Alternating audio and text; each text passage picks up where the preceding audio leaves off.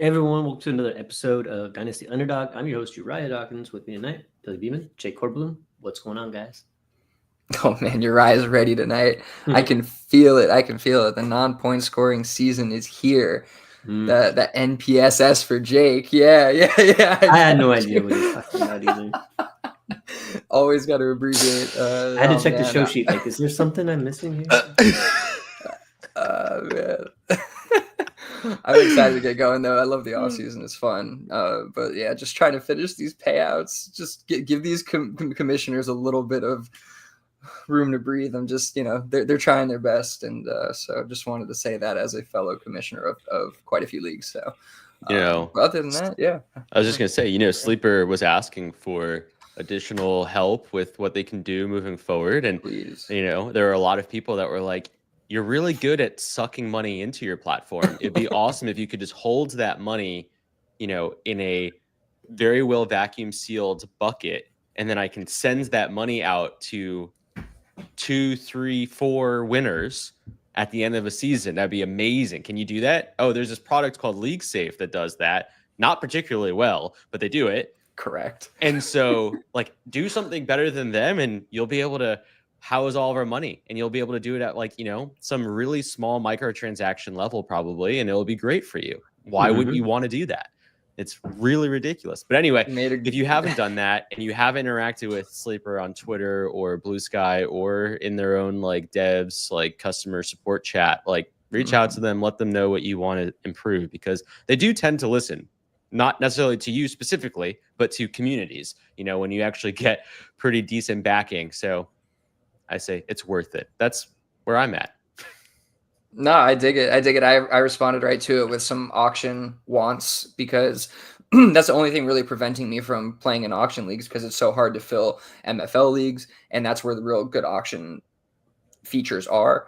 And so, yeah, if they could add slow clocks, then they could add just a ton of nuance to their auctions. I think they would really enhance it, along with honestly, the other thing that was such a good suggestion by David Gutierrez, I think is how you pronounce it, but the suggestion to just have a landing page under the setting area for your what's it called?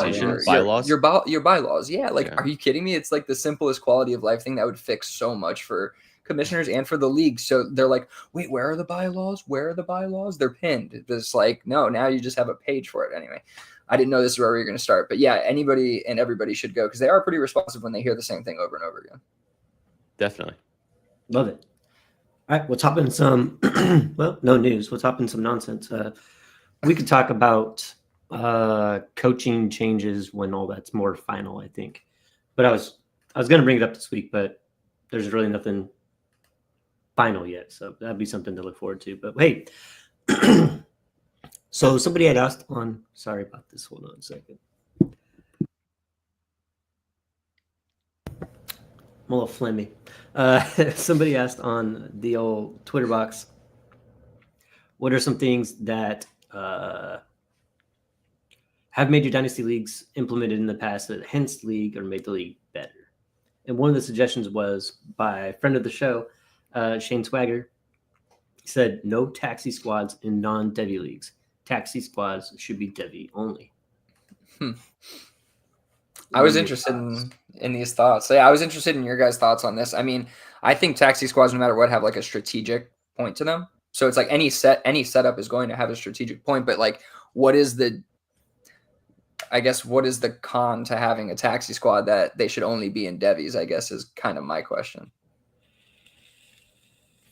I was thinking, and this is not totally original because I was going through the comments, but someone had brought up how Sleeper and MFL do the max point for differently, right? So in Sleeper, your taxi squad players still count towards your max points, where in MFL it doesn't. So if I'm in an MFL league and I'm trying to keep I'm tanking or whatever, I want to keep some of those rookie points off my final max point forward. I definitely, in an MFL league, I absolutely want a taxi. In Sleeper, though, I think he has a point here, kind of. Maybe not necessarily Devi versus Dynasty. I don't really understand that, but if it's in Sleeper and there's no strategic reason to have players on taxi for, your final placement in the rookie draft, then why not just expand the roster by 5 and call it good? Also would help out with like switching players out from, like, you don't have to worry about bringing a player up from taxi and then not being able to put them back down, or taking a rookie off of waivers and you have 5 guys on taxi and then trying to figure out which one you want to take off taxi and all that stuff. It was just one roster.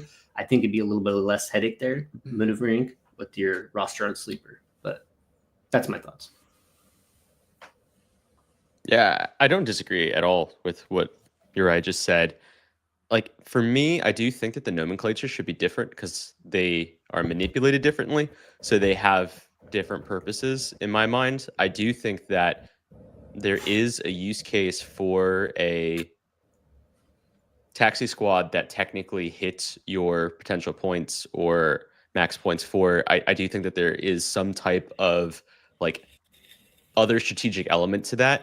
And this is a way to extend your roster to players, ideally, that aren't going to play, right? Like, someone like a Jared Wiley or Cade Stover, they have minimal playing opportunities. So you throw them and you stash them onto your taxi for a year or even 2 years, depending on what your league settings are.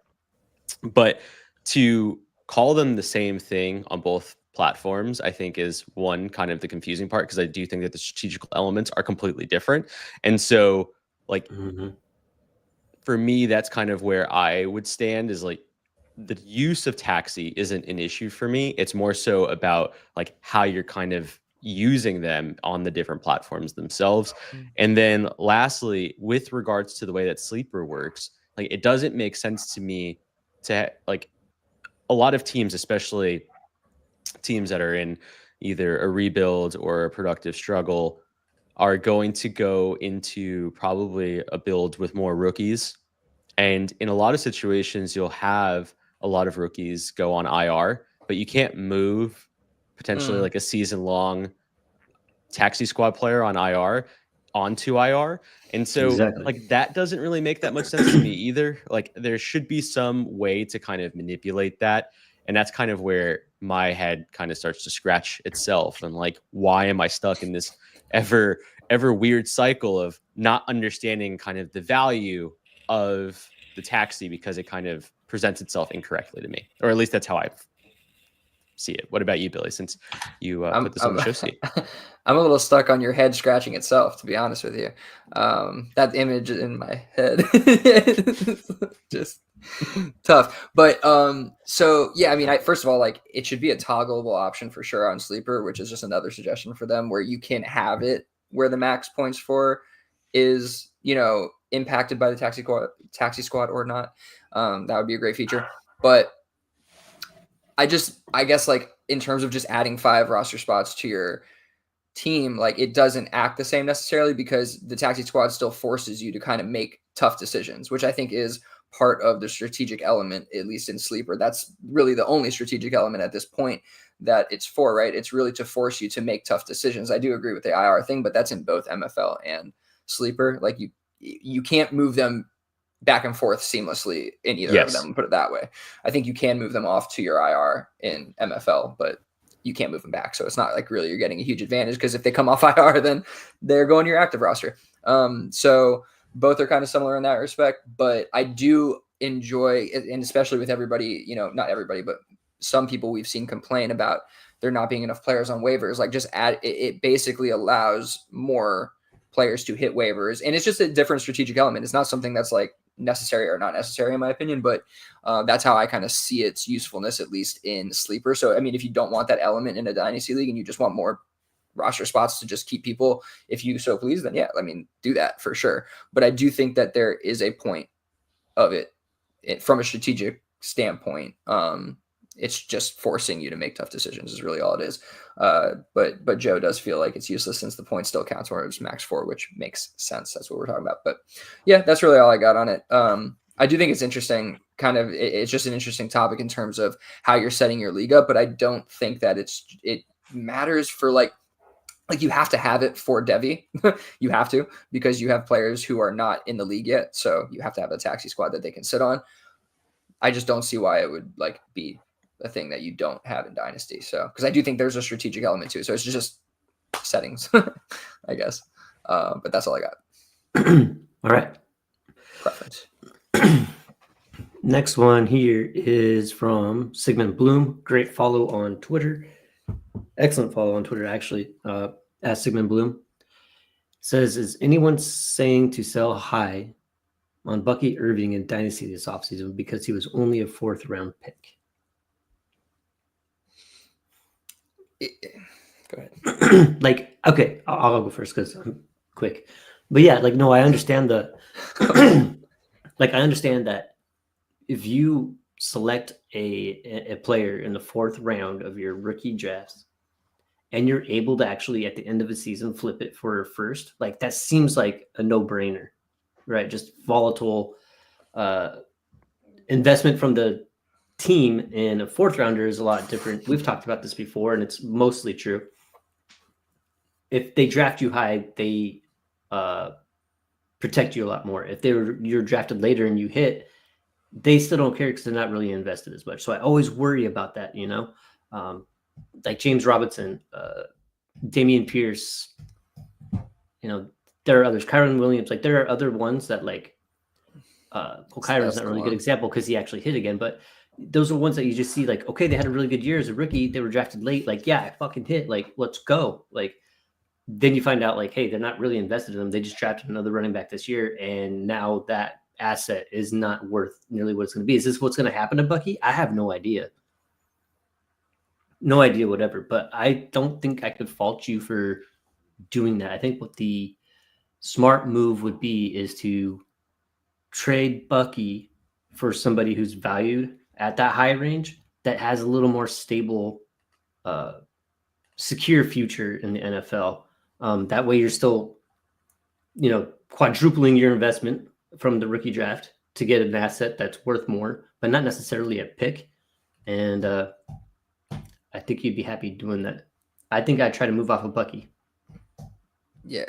And it's interesting. I'll jump in. Like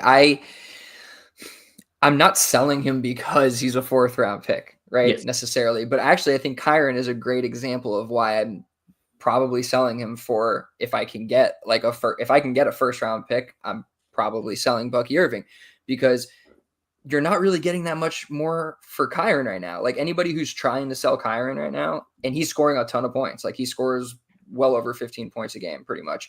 And so great asset in terms of production, but everybody knows that he's a volatile asset, that he's an asset that at any day could just drop off the face of the planet, right? And so I think that's a similar thing with Bucky. Is Bucky a good player? Yeah, great player. Like we can obviously see that he's a really good player, but the investment's not necessarily there, and nor is like that elite workhorse type upside that you, like you're saying, like if you can get into something more stable, or just, in my opinion, a pick that is likely going to get me something that's going to be a more stable asset, then like that's probably what I'm going to do.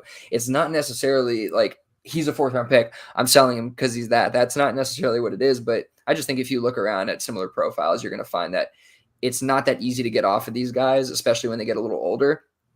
Kyron's not even that old, but he's like a guy who I've seen people try to sell all year long, and he really hasn't moved much, in my opinion. Not in many leagues I've been in. I tried to buy him, could never get a deal done. He never moved in that league. I know that in League of Legends, this guy was trying to move him constantly, never moved. Like the price it's just there's a discrepancy in what people are asking and what people want to buy for. And I think you're going to find that as time goes on, it's going to be similar with Bucky. Yeah, I don't have a ton to add here. I think Billy hit most of my points on the head. Like, the draft capital is incredibly important because you know what the technical upfront investment was from a team. While a player is still on that rookie contract, they're basically stuck to kind of that draft capital throughout those 4 years. And it really only takes one non-significant injury, like in the NFL these days, a torn ACL, to really derail that value in terms of the in-house value for that player, because it gives other players within the organization or potentially externally other opportunities to come into that team. So like for me personally, I do believe in selling high for players in these circumstances, even though Bucky's off-season circumstance does perceive to look relatively positive for him, Mhm. given that Rashad Absolutely. White probably won't be there in 2025. So, like, by all means, I understand the argument on the other side. I just happen to typically play with running backs more conservatively because I don't want to necessarily own them until their peak value then starts to decline. Instead, I'd rather sell them as they kind of ramp up towards peak. And I think that's kind of where Bucky is at. To Billy's point, Kyren is a prime example of someone where we saw them hit peak probably week 10 or 11 of the 2023 season. And then once Blake Corum got drafted, it was like, holy shit. Like, I really don't know how to value Bucky Irving, Kyren Williams situation. And so I think that's really kind of how we have to start thinking about other circumstances that are going to be similar, and whether or not these, more prolific running backs are able to win over those running back rooms isn't going to be down to us at the end of the day. Like, we can think however highly we want of a specific running back. At the end of the day, it's going to be down to those individual coordinators and head coaches of those specific teams. And the only thing I will say that doesn't necessarily bode well for the NFL profiles for running backs is that we're seeing more and more teams be successful using multiple running backs in a specific backfield. And I think the more we start to see that, the more it's going to be practiced. So that only gives me more caution to not want to necessarily value Bucky as, some outlier. We have a lot of outliers that occurred in 2024, and I think it's changing a lot of people's perspectives about running backs again. And I don't know if that's necessarily how we should be thinking about things. So, not everyone is going to be Derrick Henry, 30-year-old running back performing at the level that he is. So, might be in year 30 at some point. God, yeah, the true apex predator. But yeah, I think all of that to say, I understand the caution here, but I still probably play on the more conservative side and sell, quote unquote, high on Bucky. Excellent. All right. Next thing here. What's your first real step after the fantasy season concludes? What are you looking to do? I mean, I'll go first again. I think that the thing is, it's not an easy thing to do, but it's a thing that I think it's not an easy thing to do because I believe that every manager this is like the most obvious thing. Get draft picks, right? If you haven't been getting them throughout the year, now it's the time, like, you don't need these players scoring you points anymore. So now you're trying to offload these players to try to get some draft picks. That's basically it. Just seeing what else I could kind of squeeze out of people before the rookie drafts come up. Going through my drafts and step one, emotionally recover. Yeah, Joe killed it. Yeah, honestly, definitely. and I think for our mentals, I think just like actually not doing anything for just a little bit is probably fine. Like, you don't have to look at that team anymore. Like, you don't have to look at that team for a couple weeks. Like, it's all good. And I think a lot of people are in that headspace and will trying to make moves a little more difficult. But it's a really good time where, like, you just kind of assess your team without having to worry about lineups and waivers and stuff. Like, you just actually look at your team. This is what I have, and nothing consequential matters this week with who I have on my roster. So you could kind of really assess what you have going on there before the rookie draft. Drop players that absolutely did nothing for you, like like the Hayden Hursts, and just, I mean, there are players on your roster that, like, you've been holding on to the season, like, well, maybe this guy will help me out at some point, and something could happen, and well, we're past that now, right? So I think it's a good time to kind of look at your roster and just be like, this guy's not needed. Can I get a third for this guy? Shit like that. But really just kind of, I think, take time to chill out for a little bit, find a startup. Yeah. No, I definitely, I definitely think assessing your team, it's a good time to do it, because I do think that there's a little bit of a lull the first couple of weeks of the offseason where everybody's just like kind of doing the same thing. And honestly, I don't find a ton of movement happens right now. Like, even when you try to like press on trades, like, sometimes I do see that there's a little bit of, people are putting a little bit of distance between themselves and their dynasty league for a second. So I do think it gives you an opportunity to focus a little bit inward on yourself. This is a good answer though, too. If I could click it, grab some dart throws if waivers are open and ditch the cloggers. Definitely do that for sure. I think it's a good time to do that. For me though, like it's a little off topic kind of, I guess, of what the typical dynasty player's doing. Maybe not, but like I think it's the time to start scouting. Like that's what I need to be doing. Like, yeah, like I want to be making trades, or I want to be thinking about trades that I need to make, but I also have quite a long off season to do that.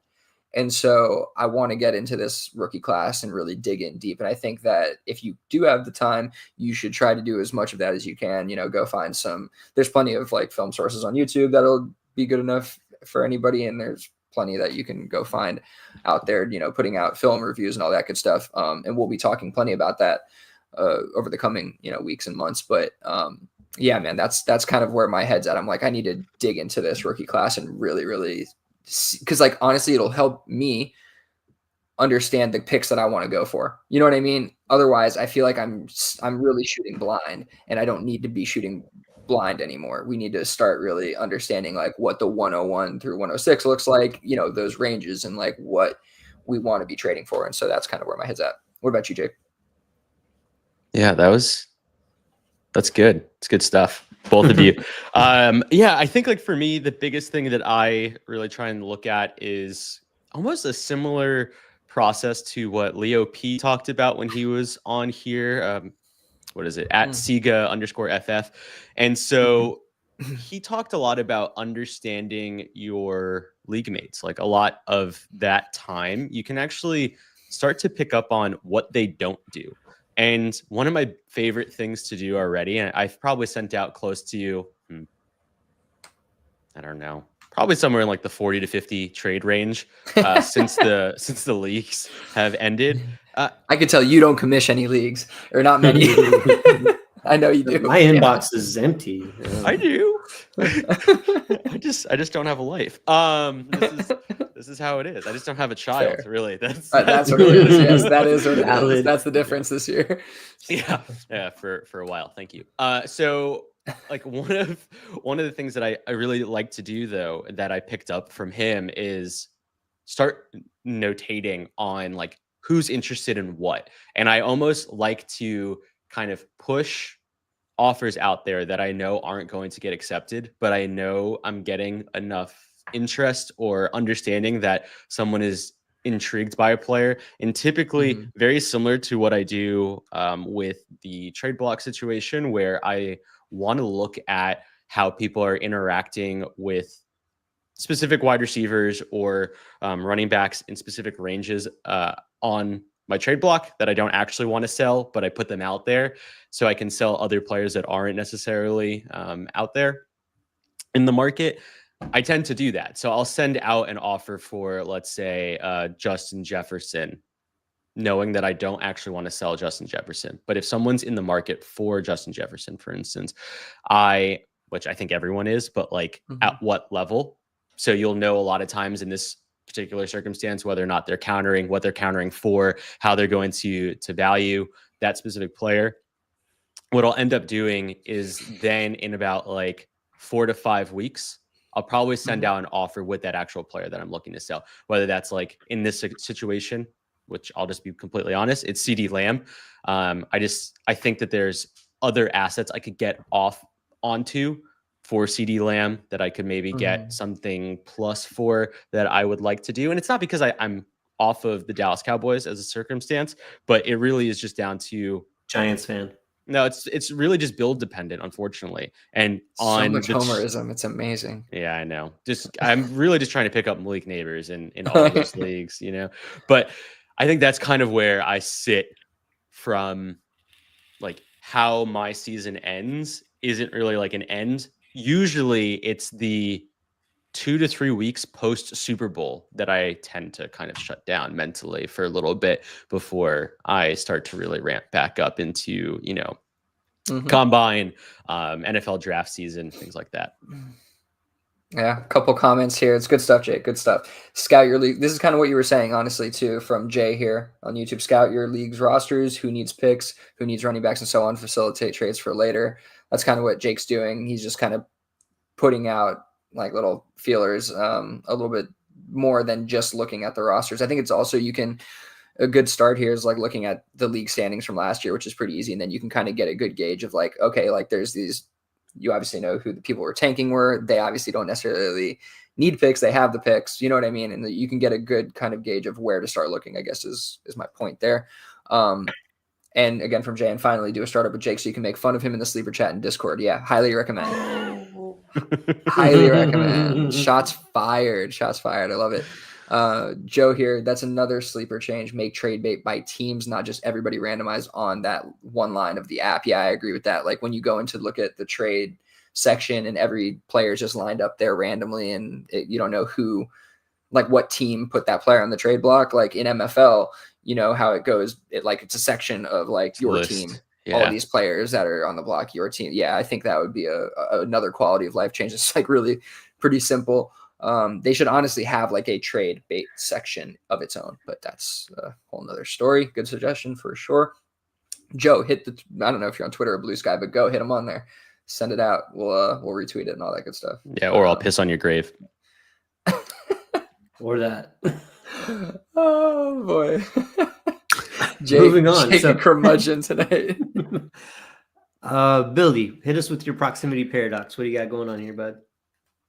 Yeah, this is something we kind of brought up in the chat. It's startup season, so a lot of people are talking about, you know, the Kentucky Derby drafts, which are how we do all of our Dynasty Underdog listener leagues, and how a lot of people do their leagues, where, you know, you get a randomized order, and then I'm looking at the chat right now, where you get a randomized order, and then you can select your picks, and you know, if it's third round reversal or something, you may want to select it. The thought is like, you know, if I have like the fourth option available to me, so you can have the 104, or do you just select like the 112, right? And take that back of the draft spot. And for me, based on like this principle that like I've kind of come up with or thought of, like this proximity paradox, I want that back end. It's not really too early for me, especially in third round reversal. Maybe 104 is like kind of okay enough where you're not waiting that long between picks. But for me, I want the back end picks because I want two picks together. Because in my mind, the way I see it and the way I feel in these drafts that it goes is that having two picks in close proximity to each other is better, because you're more likely going to be able to take advantage of if there's like you know, a couple values fall, you can double slap those, right? Or not just that, but also I think that the variance between the players that you get like at 106 and your next pick, where you're waiting, you know, it's still quite a while, but I think it's like 8 picks less than if you're getting back-to-back picks, something like that, which I just don't think is that big of a difference to make sure that the two players I get are similar quality. Whereas when I think you wait a little bit longer, you have a less of a chance of that happening, especially if you're with a sharp group. So that's kind of the idea, is that like, yeah, it's a paradox because you're waiting a little bit longer than everybody else, but I also think that it gives you the significant advantages of being able to like double tap values and take advantage of less variation between players as you go along through the draft. And there's some other advantages, I think, of having back-to-back picks where you can make some really unique trades as well at those turns, where then you're actually not picking that far away anyway, but you've given up one of your picks, and like it just allows you to do some more flexible things, in my opinion. And then obviously in a third round reversal, you get the advantage of having, you know, those first 3 picks like slam right back to each other, and that I think gives you a really significant advantage. So for me, I'm more than willing to, you know, with an early pick, select the last pick in the draft when I have that option. So that's just my thoughts on it. I'd love to hear your guys' thoughts. If you experience the same thing, if you don't like it, what you think, like what your thoughts are. Cause it's not like, it's something that I've like tried to prove, and I don't really think you can prove it by the math, because like no one draft is the same. Values change too often in ranks. Like you can't really like put the pieces together and be like, yeah, like every time you have back-to-back picks, you're going to get the falling values and you're going to get the great, you know, the less variation between the two players. But in practice, it's really worked for me.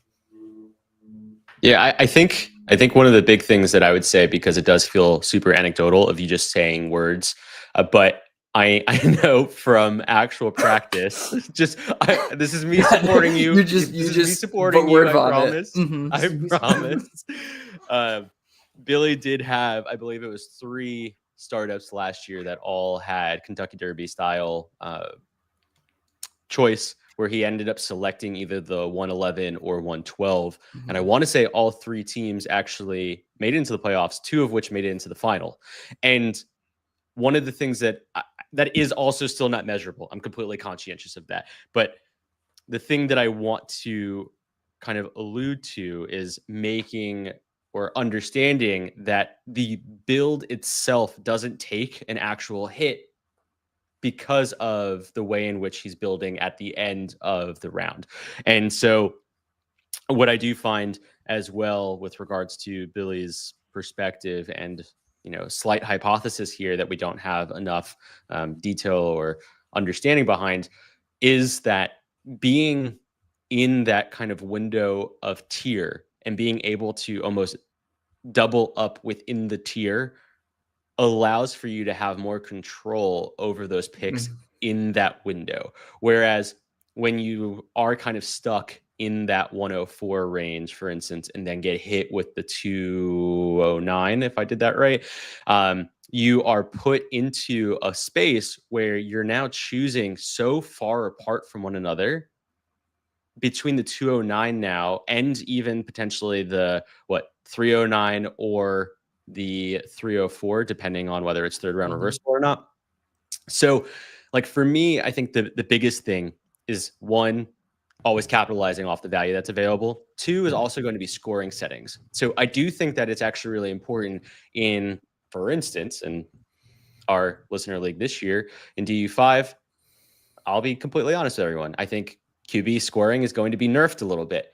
Maybe that's a situation where you don't want, or maybe you do want, depending on how you're going to play this strategically, you do want those top 5, top 3 quarterbacks. There's going to be significant more advantage to having them because the variance between them and the rest of the pack is even greater than it will be in a normal scoring league.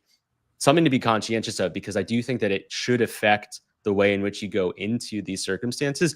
And the proximity paradox does exist at the top end of the draft too. Like, I do think that you getting the 101 or 102 has the exact 100%. same value. I just want to make sure that it's not being presented as like just like a back end solution. Like, it's great on both ends and isn't something that you should just be like, oh, I like want to turn it off and you guys are crazy because obviously the 101 or 102 has more value. Yes, not saying that, just wanted to put that out there. No, it's a great point. Sorry, I do just want to clarify. It is just having the turns, back-to-back picks throughout the draft. Obviously, if you have the 101, you can get one of the best players in the draft and then have back-to-back picks the rest of the draft. Like, you don't want to avoid that. What often happens in Kentucky Derby is you don't get the 101. Only one person gets it, and it's usually the first person who gets, their selection. And so it's usually I get that end of the stick and I'm like, yeah, I'll take the 112 instead. And so, that is a great clarification, but hop in, Uriah, if you, with your thoughts. Yeah, no, I don't know that it's ever mattered much where I'm drafting from as far as experience goes. I do like sometimes having the double tap feature because I'm like, I just picked 2 rounds worth. I could chill out and let everybody else do their thing. I got my stuff taken care of. Don't want to hold anybody up. But what I've always thought was I kind of preferred 106 or 107 to avoid getting screwed over by a run, right? So you're there in the 3rd round or 4th round. Maybe you have wide receiver, but like, you're going to need a running back, right? But everybody else is at that same point. And now you have to wait, 18 picks or whatever the hell it happens to be, 20 picks in between. You might have 15 running backs go off before you have a chance. And then they're like, well, shoot, I can't even implement the strategy I'm trying to do. I've always thought that being able to pick every 12 picks, every 13 picks, every 11 picks, whatever, you're insulating yourself from getting run out on a position. So I always kind of thought that that's kind of helpful for me, knowing I could do a build I want to do without really having to settle for a running back because I need a running back, which you should never do in the first place. I understand that, but I think this way it gives me options to pick whatever position I want every single round without being left out. So that's all I got to say. Yeah, I think that's probably a real thing. You probably can get ahead of getting screwed by runs like that. Oddly enough, and I guess more to the paradox part of this, I do think what Jake said is part of this, where I feel like you have more control over your build through the draft when you have those back-to-back picks, which I think is kind of a contradiction to what you're saying, even though I kind of feel what you're saying. But obviously there are times where like, oh yeah, you get screwed on that quarterback run. You just got to be malleable. And I do honestly like having the time between the picks and the back-to-back picks to say to myself, okay, this is where I need to change direction, or this is where I need to go. And I can really kind of full force do that with 2 picks at once. And so, it's obviously going to depend on the team build and how flexible you are or want to be.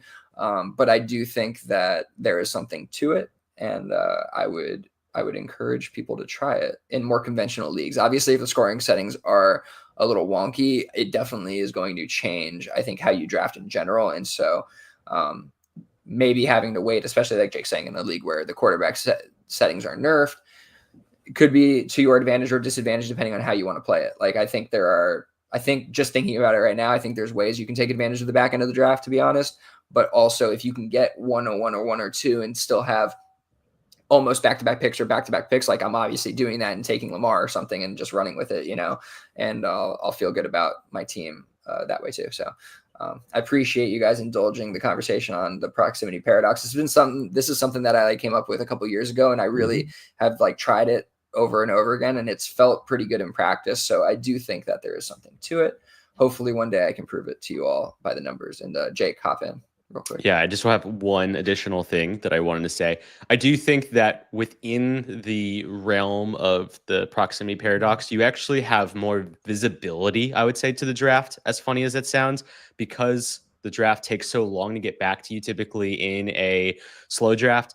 I find that it's a lot easier to have multiple options to trade back into or trade up into, depending on how you're looking at it, which you don't really get in the middle, because I do find that sometimes those picks do come at you significantly quicker, funny enough, even when they are slow. So you have a lot more, I guess, variability to kind of mess with in terms of trading within a startup than you would in the middle, is what I've seen, at least from the few startups that I've done from those spots as well. Yeah, absolutely. I hate agreeing with Billy, but I have unfortunately added way more fuel to this fire, and it's going to become a thing. I can already see it. Proximity Paradox by Billy Beeman. Flames. I've written about this before when I was, back in the DFF days. I wrote about this, so it's something out there that's down on paper. Just the book is coming. Just wait. I'm ready. All right, moving on. So this is a good question.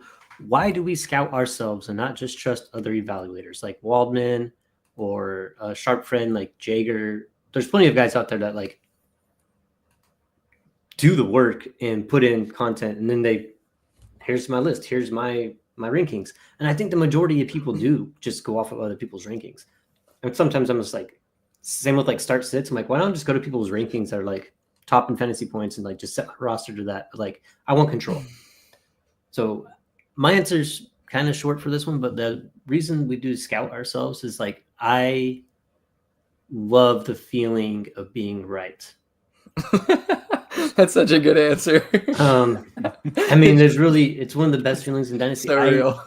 Huge draft guy before I even started playing Dynasty. We've talked about this before. Oh yeah. I follow my team, the Dallas Cowboys, and I look at kind of what we need, and then I'll go through and I'll mock draft and I'll watch linebackers, defensive tackles, and I will know pretty much all the draft eligible guys that are going to be available for my team.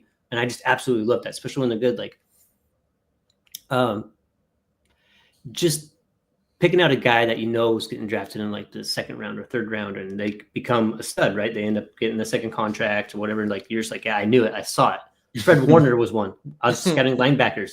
Fred Warner turned out to be an absolute stud. It wasn't a first round draft pick.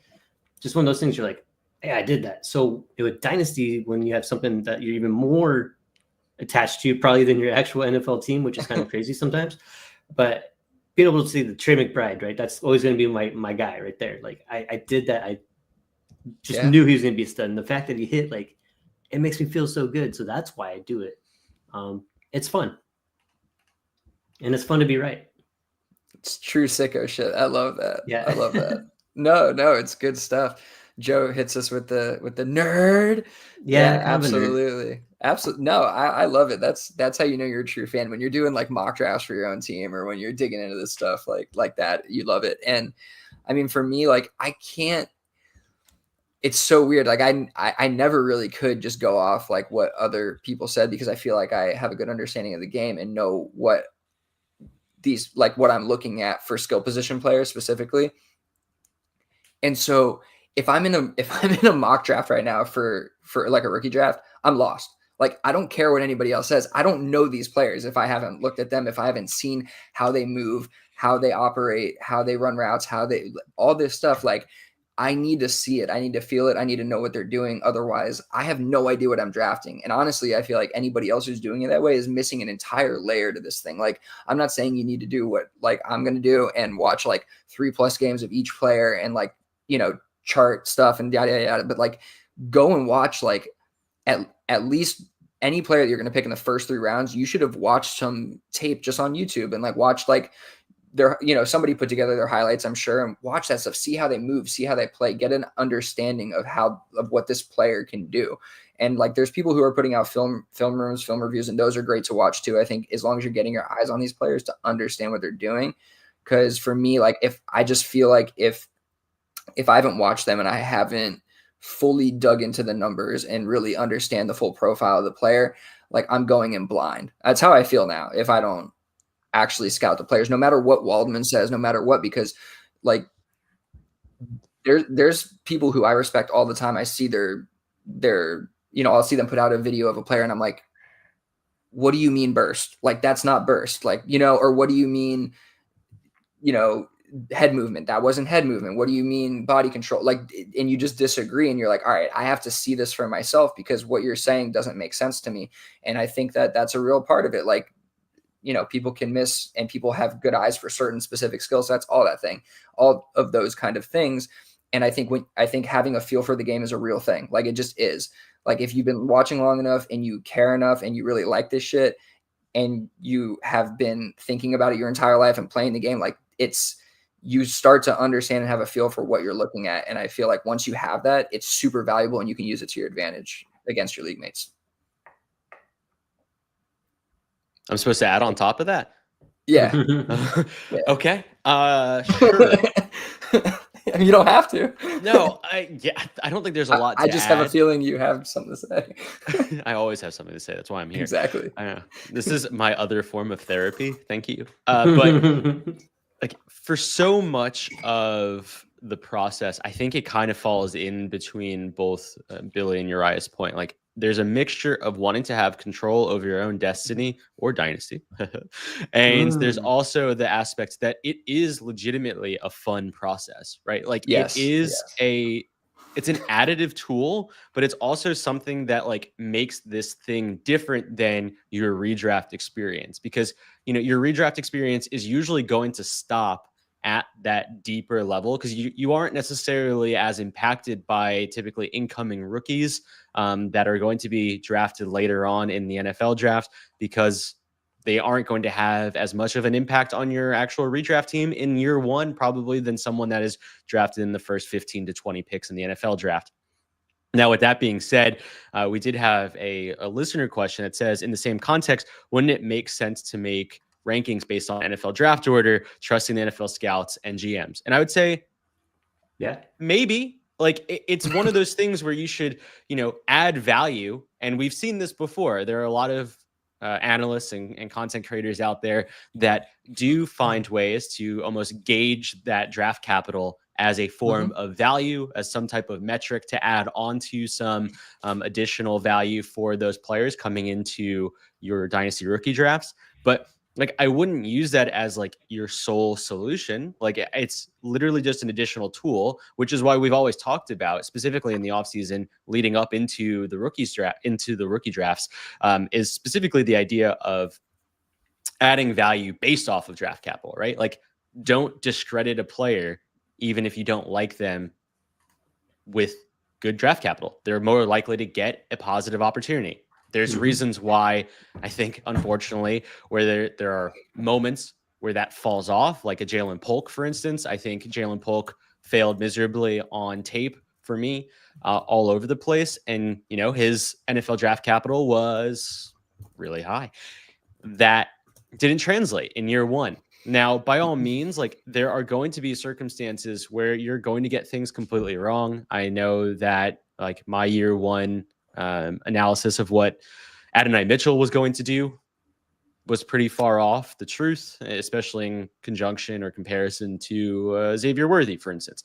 But at the end of the day, that's a prime example of who's going to get probably a better opportunity in year one is going to be the person with higher draft capital. But as I just said, it's almost paradoxical in a way. You need to really understand like larger scale circumstances than just simply like draft capital for this guy versus draft capital for this guy, because that isn't really the solution. Like, there are so many minor nuances to all of this work that it isn't just like, oh, I watched the tape of XYZ, I really liked it, but they're also going to probably be wide receiver 6 on their team, i.e. Jacob Cowing. Great example. Like, personally love Jacob Cowing. Personally loved Malik Washington. So guess what? You buy into those guys super late in your rookie drafts, not because you really think that they're going to hit, but you like certain aspects and skill sets that they have. That's kind of the way that I see the reason as to like why we do what we do. Bucky Irving was actually a prime example of someone that I probably was on a smaller island with. I wasn't telling everyone that he was running back 1 of that rookie class, but I was definitely willing to draft him in the 3rd and 4th round above other running backs that were in that same range. And, I hit, but it wasn't one of those situations where I was like, I'm super confident about my decision and I'm going to go draft him at the 202 and fuck all the rest of the ADP, right? Like, I needed to be realistic with what I saw. And if I found him where I could, I'd grab him. And if I couldn't, I wouldn't. And that's kind of how I take what happens in the NFL versus what I see versus what guys like Matt Wallman see and Jagger May, whoever it might be.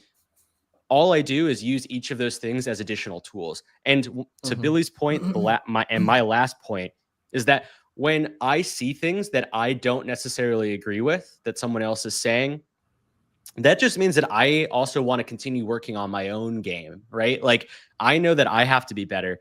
I openly tell everyone I am terrible at QB evaluation, which most people are, but I'm terrible at QB evaluation and I'm also terrible at running back evaluation. How do I improve upon that? And I think that's the greatest thing is like when folks are talking about things at a better rate or with more accuracy than you are, start listening to what they're doing. Like, don't try to be contrarian just for the sake of being contrarian. Like, legitimately learn from those who are effective in those spaces and take away what they're seeing. And then you can, by all means, put your own spin on it. But that's kind of how I want to take away from my own scouting experience versus, the likes of people who are very, very good at what they're doing. Yeah, I think it's a great point. And I probably the way I said it was maybe maybe sounded a little more boisterous than I meant it to, but because honestly, often one of the hardest things I think for anybody to do with scouting is finding words to describe what they're seeing, which is really what is like, I think the hardest part of it all is like calling it what it is. Like, you see what they're doing, but you don't know how to necessarily describe it with like head peaks. Like, there's like a lot of different terminology that I think goes with this, and listening to other scouts that's what they really help me with. I think sometimes is putting words to like the movements I'm seeing or those kind of things I'm seeing. And absolutely, you're trying to take, from them the things that you aren't good at and try to learn from them. Like, I'm terrible with QBs too. It's honestly something that I'm taking a step away from to focus on the other positions, because I think that I'll actually offer more value and have more value at the end of the day by doing it that way. To the point of like, oh, do we just make rankings off of off of basically draft capital, which is a huge component of any model that you ever see out there. So it's obviously a big part of this. But if we just focused on that, we would overdraft Keon Coleman, we would overdraft QJ, we would overdraft a ton of guys that get drafted.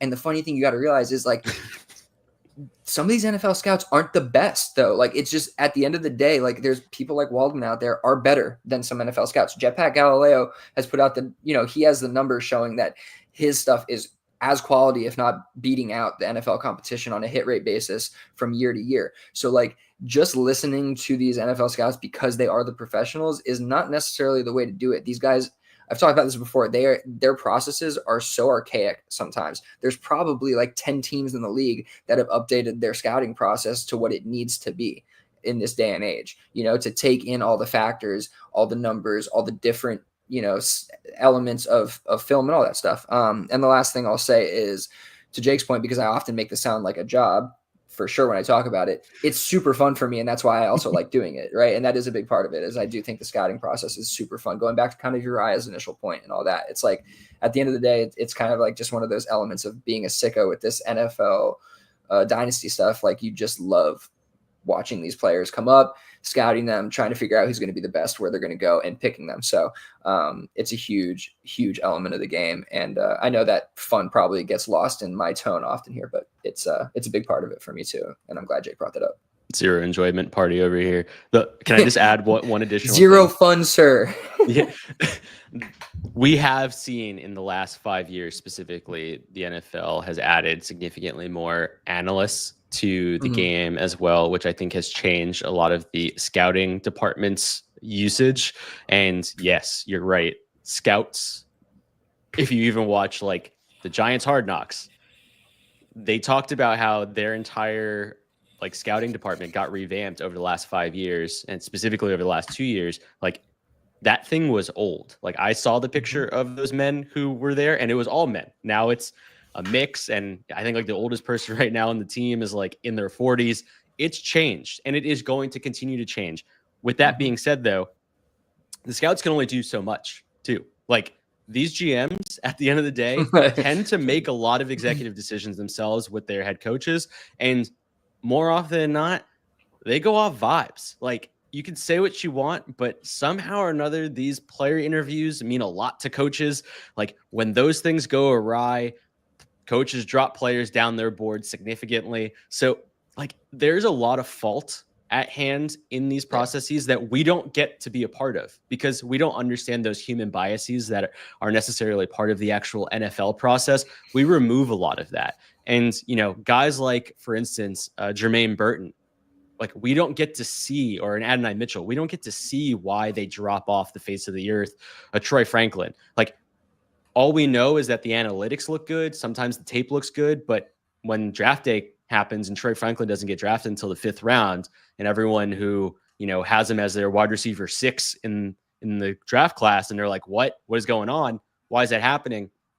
There's other circumstances that we can't necessarily pinpoint that happen that are continuing to happen. Great stuff. All right. On to the next one. Who knew? I got more here. I'm hopping back. Who knew? Go ahead. All right. This one's kind of fun just to talk about.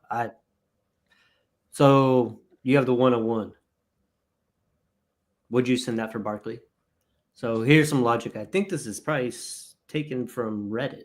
It is, yes. Yeah. So age history shows Barkley has a year or 2 left before declining, and he isn't always healthy. Response was, King Henry would like a word. King Henry is an exception. LOL. Who's to say Barkley is an exception? I think the fact that both are better in situations with better lines helped extend their careers. Saquon is also a freak of nature. Anyway, so they're basically discussing whether or not the 101 for Saquon makes sense, because Saquon was like the 101 this year, right?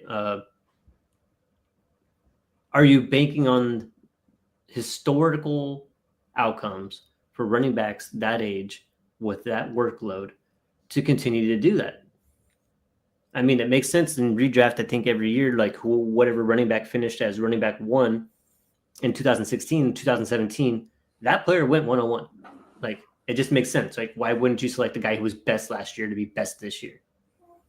But when you ignore workload, team dynamics, age, and all those other things, in Dynasty, it really affects us a whole lot more than it would in a redraft league.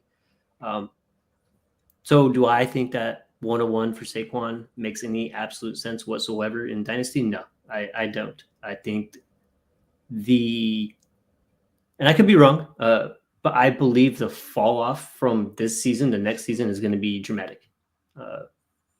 Dramatic enough that you're going to be mad that you select Saquon at 101 in a startup. And I don't think we're thinking 101 rookie pick for Saquon, because that absolutely makes no sense whatsoever. Also, what are you guys' thoughts? And did I frame that right? For the most part, I think so. But Jake, was it the 101 rookie pick? Yeah, this would be right? this would be the 101 rookie pick, not the 101 in a startup. Yeah. Yeah. And this is super flex, yeah.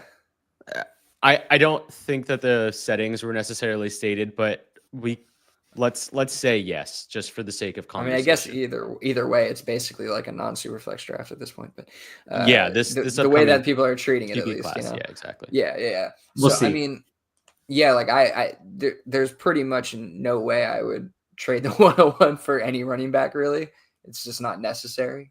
I don't think I think you could, especially for an aging running back, like nobody's going to demand the 101, or not many people are going to demand the 101. But as like a, for a thought exercise, like I just think that if you're thinking about doing that, you could easily trade back pretty minimally in the first round, get a really, really significant plus, and probably a player that you're going to be happier with long term, depending on your situation, I guess. But like, no matter what, I would never trade straight up the 101 for Saquon. I just don't. Yeah, I'm not going to. Just what this guy's saying, I'm not going to take that risk for any reason, because you're taking the risk for like a 1 year benefit, and you know what I mean? Like, no matter what, it's very unlikely Saquon is maintaining this level of production over a 3 year span into his 30s. Like obviously, yeah, Derrick Henry. Okay, but Derrick Henry, we all forget, was spelled by DeMarco Murray and Dion Lewis very early in his career. He got a little bit longer of a shelf life due to that. And so I think we're seeing the results of that now. And so, Saquon has been through many, many injuries, many, many carries. He's having one of the highest carry seasons of his career. He's going to go into the playoffs and have a bunch more. And so, yeah, it's just like you can't really take that risk in my mind. Jake, what are your thoughts? Yeah, I think also in a circumstance like this, if you currently own Saquon and someone sends you the 101 for him, it's like, first off, smash. But second off, like, think about this logically, right? Like, in a lot of circumstances, one, if someone's sending assets that in that type of way, so willy-nilly, the likelihood of them probably competing this upcoming year, if it isn't a startup year, which it's not because they're trading right now in the offseason, they're probably not particularly well balanced from like a roster construction perspective. And if that is the case and they end up missing out on the playoffs, you could probably reacquire Saquon for significantly cheaper than the 101 during the season. So this would be a prime example of what I like to do when I send out a player at the high and then try and reacquire it like another period of time. I think this would be an awesome opportunity to do something like that.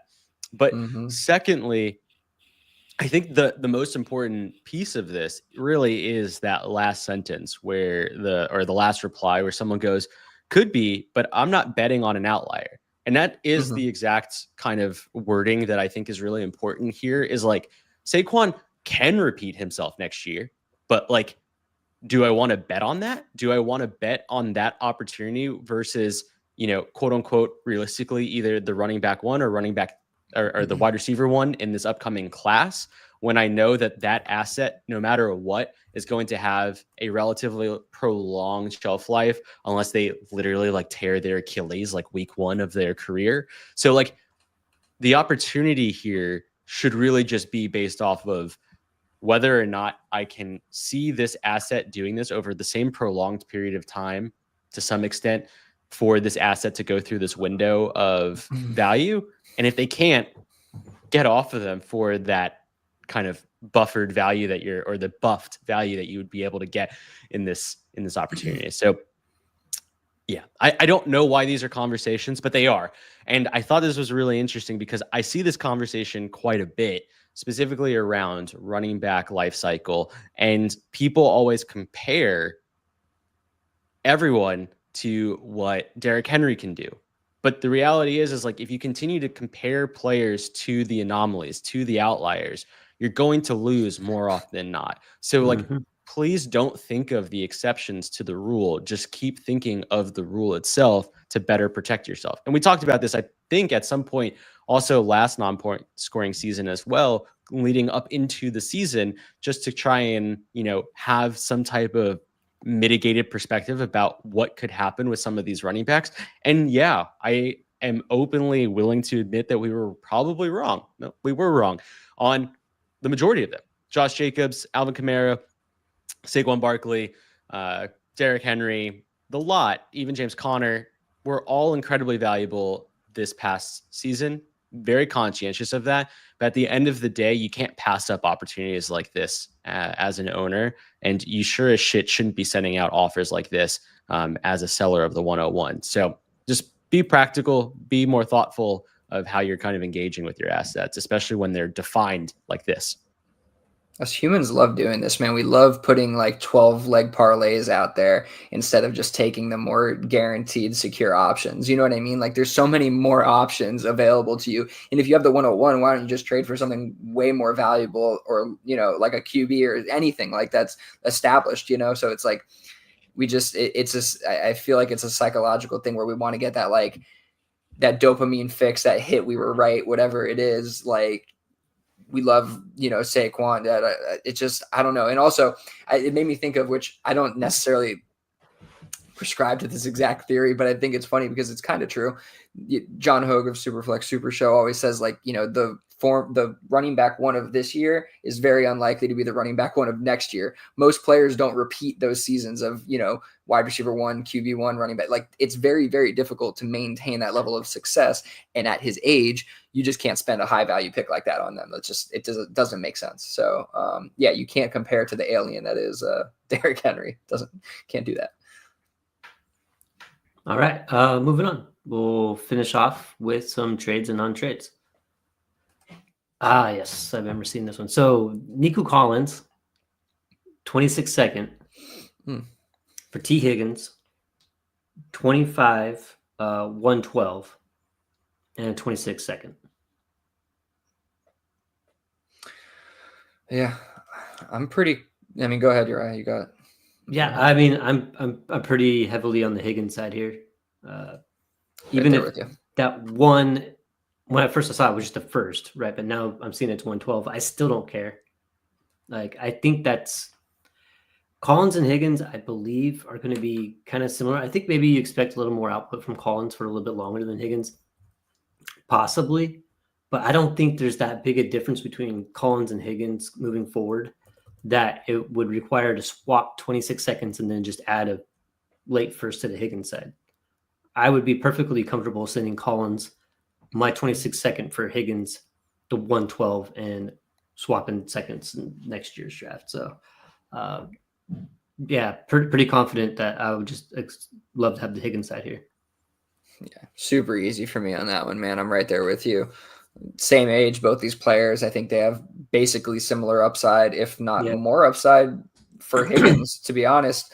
Like they do have similar upside for sure. I mean, you see Higgins had a 3 touchdown game a week ago or whatever it was, but anytime Higgins is on the field, he's uber productive. It's pretty ridiculous. And he maintains that production with Ja'Marr Chase, which maybe you can say, he takes a hit because of that, but I think it's basically the same thing with Nico all year. He's with Diggs and other good players, and both of them have proven when Ja'Marr Chase is out, Higgins is good.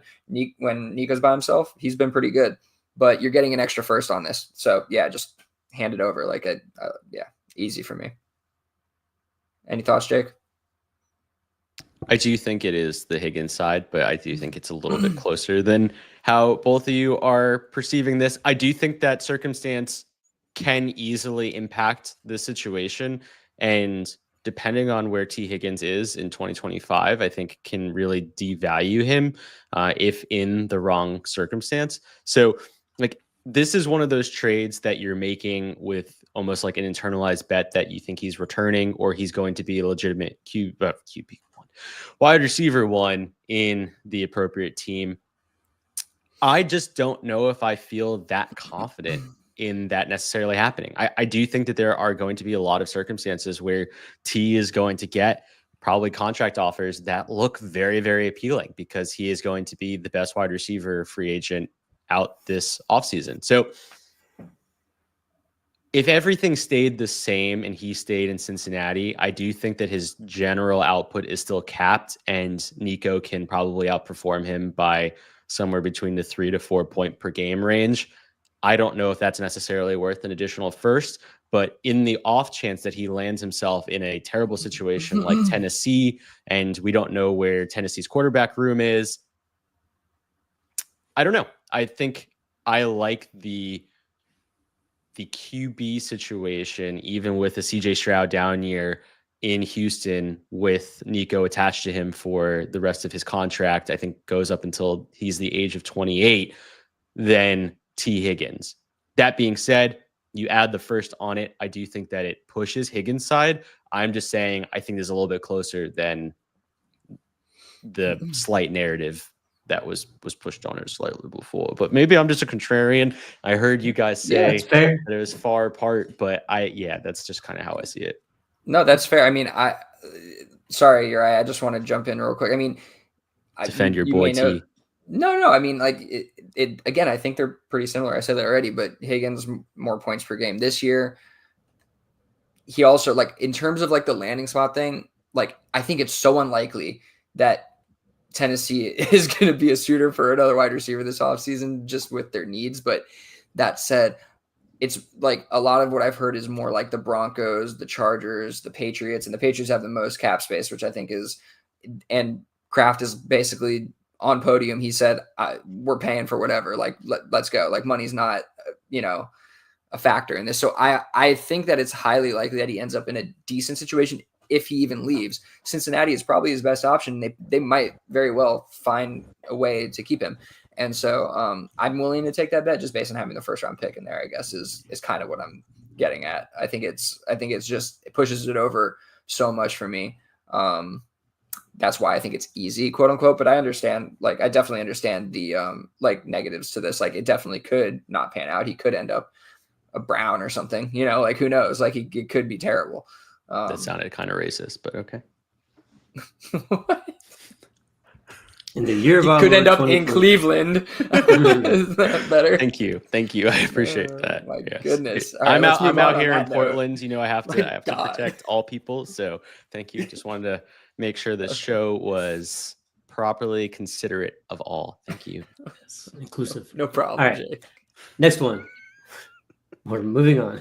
Amon-Ra St. Brown plus the 109 for, what are we in Europe here? This is a comma that's supposed to be a thank you. That threw you off that much? Oh, I'm a huge grammar guy, yeah. Anyway, Amon-Ra St. Brown plus 109 for 101, 107. That's a tough one. I feel like I answered this question to Jake before, and I don't know if I'm about to answer it differently. I forgot what I said. I just feel like, man, that 101 is juicy though. It's just so much value, but I feel like it's the Amon-Ra side. I feel like that's what I said last time to Jake. I think it's exactly the words I said. So yeah, that's what I'm going with. I think I'm comfortable with just keeping Amon-Ra. Still young, great offense. And I mean, I guess the thing is, if you're looking to like acquire more picks, or like, Amon-Ra is just not one of those pieces I'm trying to move for like any reason. Like, even if you're rebuilding, you want Amon-Ra, right? Like, if you're contending, you want Amon-Ra. So then why the need to move him in your 109 for the 101 and 107 unless, like, you just absolutely have no quarterbacks and you're hoping that the 101 gets you a quarterback that you want? And that's not looking so great not looking so great this year either. This is absolutely not a trade I'd make. I would have kept Amon-Ra St. Brown in the 109. As far as value and fairness of the trade goes, I think it's fine. Just not something I do. 107 or 109 to 107 is it's basically not moving, right? And then so you're saying not you, I'm just saying like the trade is basically saying Amon-Ra is worth the 101 straight, and like maybe in a certain draft that would work, maybe, but Amon-Ra feels like he's worth like what 2.5 first, maybe like 2 first, definitely, right? Something like And that. I don't know if the 101 or the work you're going to have to do to turn the 101 into multiple picks in a relatively poor draft is what you want to be doing, you know? And so I think like on the face of it, like in a vacuum, not knowing the year, like this is probably a fair trade, like Uriah is saying, but like in no way would I ever accept that for the Amon-Ra side. Or I would take the Amon-Ra side every time. I would never accept the other side.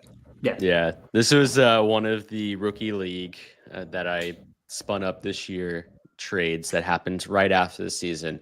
Funny enough, the person who has Amon-Ra was just competing in the playoffs, hence their 109. So that's what I think they actually had the 110. Maybe it wasn't their pick, but yeah, they finished in third in playoffs, and they, for whatever reason, don't have a QB2. So that's actually really spot on by you, Uriah, that you even kind of thought of that.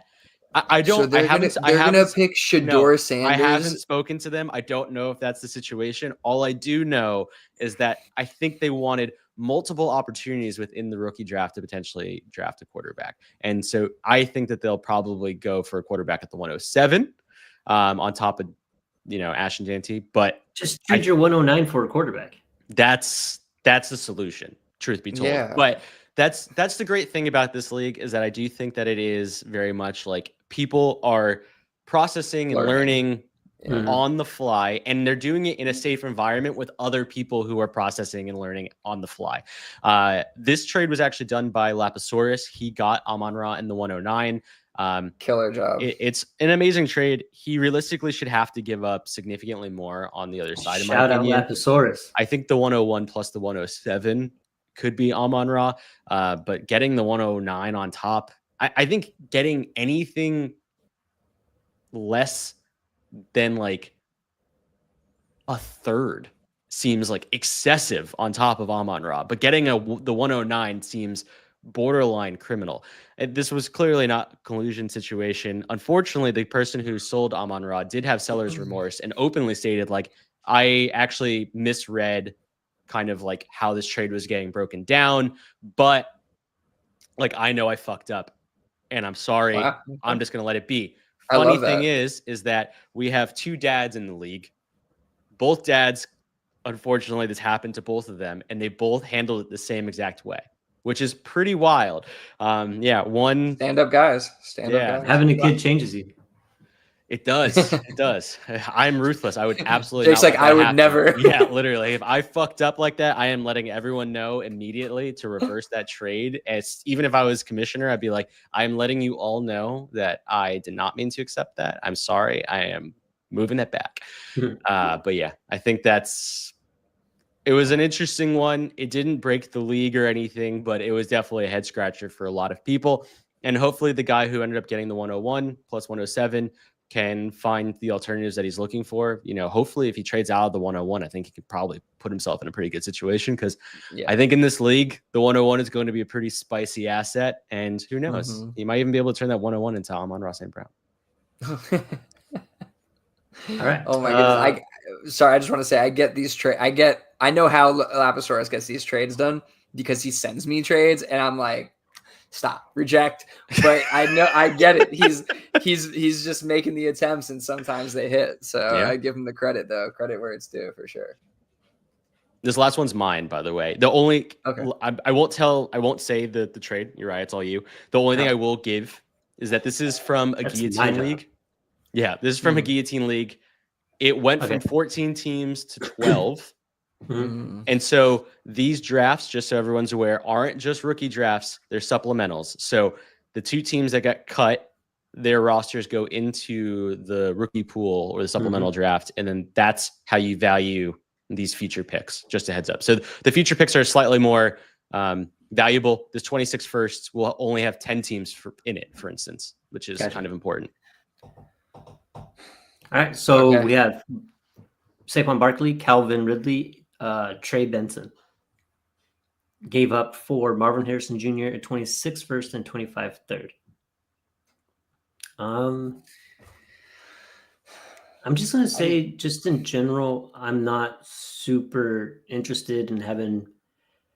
Well, Trey Benson's like a nice little, black box or whatever that you could open up and maybe become something. But like, I'm not interested in adding Benson or Ridley, really to my teams. If I'm trying to add Barkley, I think I would want something else, because obviously whoever's trying to get Barkley's contending. I think I'd want more proven asset than Benson and Ridley on my team for that. For the context of how your league's going to shrink by 2 more teams coming next year, that 26 first is a top 10 pick with vets in there. I think I'm more willing to take a shot on Marvin Harrison Jr. not sucking, because I don't think he does, just a rookie. The 26 first and 25 third, and I think I'd be fine moving off of Benson, Ridley, and Barkley for that. This happened after the draft? I mean, after the league, or after this happened, like off season, or was it before? It was the Sunday of the final. Okay, so this was for the finals. Okay, that makes more sense. So, okay. For context, this isn't to win the final, but this is for safety. So Gotcha. So if he won, he wouldn't get kicked next year. Exactly. Yep. Okay. No, he wouldn't get makes kicked sense. this year. So the kick happens at that game. So he has to survive this. Basically, there's 2. Oh, it's whoever loses, right? Exactly. There's 2 toilet bowl finals, and whoever loses the 2 finals gets knocked out of the league. This was toilet bowl finals. This wasn't finals. Correct. Okay, that's better context to understand why they would do that. Yeah. And where did your team finish? I came in 5th, and I got knocked out first round of playoffs because I started moving my assets during the playoffs for more future picks. And the only way to so you don't get kicked because you were in the playoffs and you just lost. So this is one of those leagues where you pay up front pretty significantly every year, because it's technically like almost like an Empire league. It's like Empire meets Guillotine. So at year 5, which is the final year, you have all of this quote unquote, I guess it's like free parking or like parking lot money. That's where the real winner is. So like my long game, for not to give out my strategy now, but my long game isn't to actually win ever until year 5, basically. Like make it into the final 6, and then that's when I would be competing at my highest, because I think that I can realistically build my roster pretty significantly there, and just basically, I guess it's 250 that I'd be throwing in for the 5 years, and I'd get paid out. I think it's like 1250 or something like that. So yeah. Yeah. No, I mean, I think that makes the Marvin Harrison side is awesome. Obviously, the other person, I guess, needed to do what they needed to do. But yeah, getting that 26 first is probably going to buy you significant value, because you're going to probably have 2 or 3 picks, I imagine, in that draft. And then that's going to pretty much load you up for that stretch run down the road. So, I think it's a really heady move, honestly. And conventional dynasty or in this kind of league, I think it works no matter what. Yeah, that's the only reason why I included it, to be honest, because I do think that the general logic can still work. I think this is like a prime example of what a playoff trade can look like in a normal dynasty league too. Like if you see a team's contending, take advantage of the fact that they're contending and knowing that Barkley is going to score significantly more points realistically than Marvin Harrison Jr. So go after those types of assets. I don't know if this is as easily getting done in a conventional dynasty league, but I do think that this is something that you can kind of massage and work through with another owner. Maybe you're not getting that additional 3rd, whatever it is. Like there's something there that you can make work. Yeah, maybe you have to throw the 3rd back, honestly, on the other side. Either way, exactly. I like getting off Barkley to MHJ plus a first is nice work. Yeah, sweet. Anything else you guys want to talk about? That's it. We didn't put together the 2-hour show. That'll be next week. Don't worry. All right. I'm gonna come up with the show sheet, so it's gonna be long as hell. Yeah, it'll be a book. Yeah. Well, thanks everyone for tuning in on YouTube, listen to podcasts, however you consume this show. We really do appreciate it. Join our Discord. It's awesome. It's free. DM Billy for a link for that, or myself or Jake. Or the bots. They seem to have them too. Trying to keep the bots out of there, so trying to keep our invite a little more private here. Follow us on Twitter, Blue Sky, wherever you do your social media. And other than that, have a good night. Thanks for joining us. Peace out.